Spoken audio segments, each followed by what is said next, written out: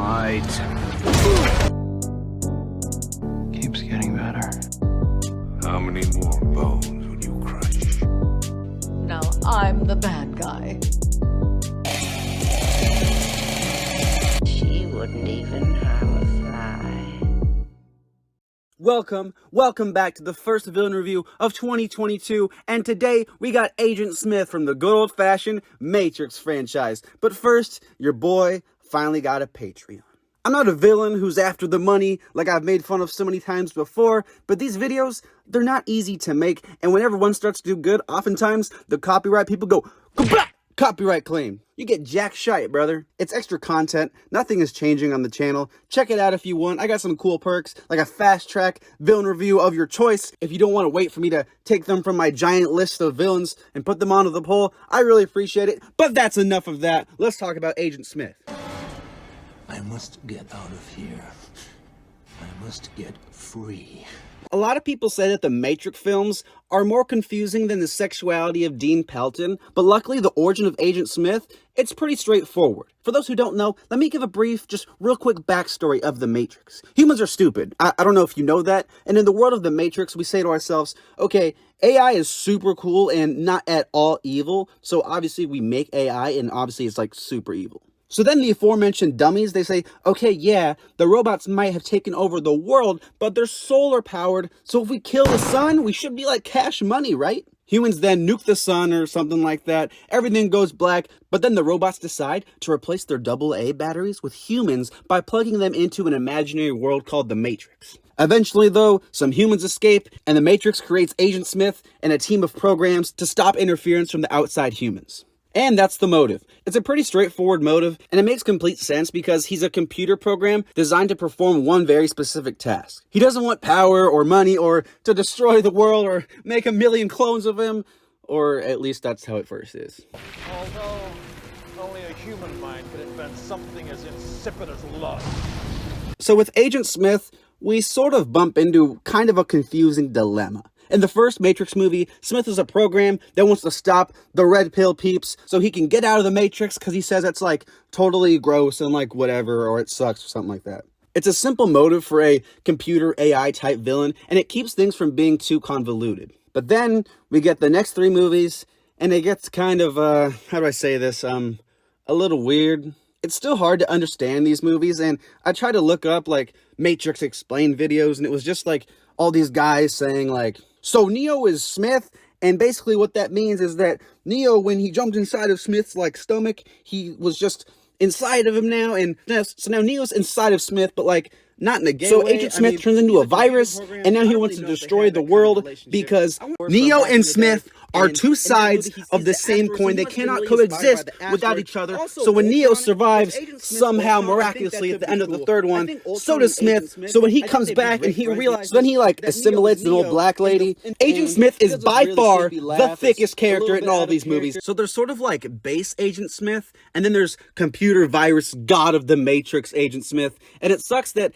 I can't just talk about him in the first movie because, like I said, as the movies go on, there's some stuff that I think brings him down a bit. In the first movie, though, he's great, and Hugo Weaving does a really good job throughout all three of the first films. Smith is the type of villain that doesn't have much personality, but instead is that unstoppable force of nature type villain. All throughout the movie, Smith is shown to be incredibly powerful, and you really buy it because all the main characters are freaking terrified of him.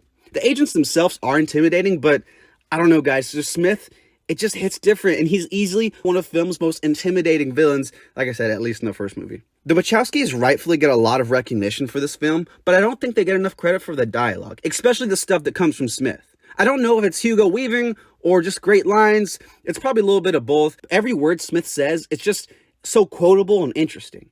Robot characters can sometimes be boring, but I think the fact that Smith is as profound as he is, it makes him a lot more interesting as a character. Yes, he's a program, but he still has a unique perspective on life, and it's a perspective worth exploring.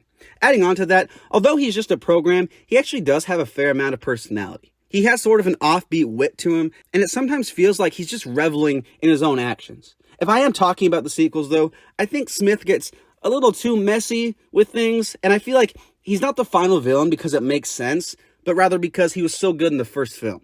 He kind of reminds me of Handsome Jack or Joker, where it's like, okay, we have a good villain for our thing, and people like them, so let's just put them into every single new thing we do. Like, why is he in the new movie? You can't tell me that's not forced. When Groff Sauce yells, "Oh, Mr. Anderson," it didn't get a, "Yeah, hell yeah, he's back" reaction. It got an, "Oh, okay, he's back," I guess. It got kind of that. To quote the man himself, the purpose of life is to end, not force at movies that aren't needed.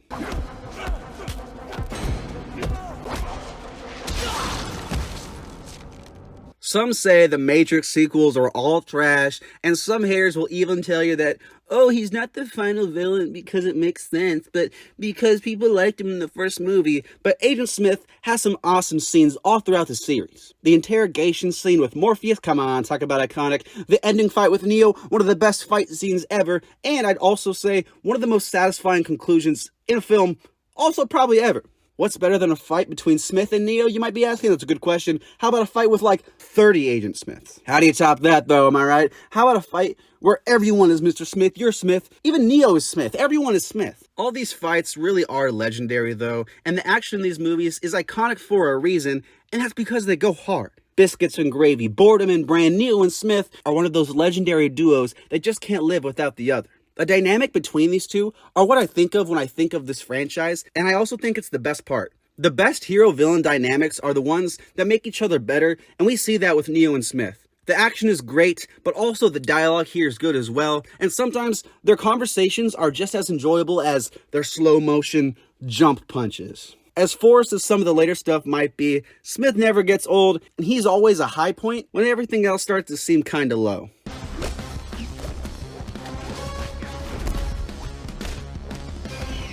One could make the argument that since Smith is just a program following orders, he's not really evil because it's not really up to him. But Smith ain't just a computer program. Come on, he's not like PowerPoint turned evil. What is this? Google Thunderdome? Well, I might have teased the sequels a bit. They do make him a lot more evil with the whole gonna destroy the whole world thing. While yes, destroying the world is an easy way to make your villain seem evil, again, I'm not sure if the reason behind it is justified. Yeah, he says the whole purpose of life is to end, but again, it all just seems kind of forced. What he does have going for him, though, is that he legit seems to enjoy the stuff he does. It's almost like he knows he's a villain, and he's gonna do whatever it takes to be the best villain possible.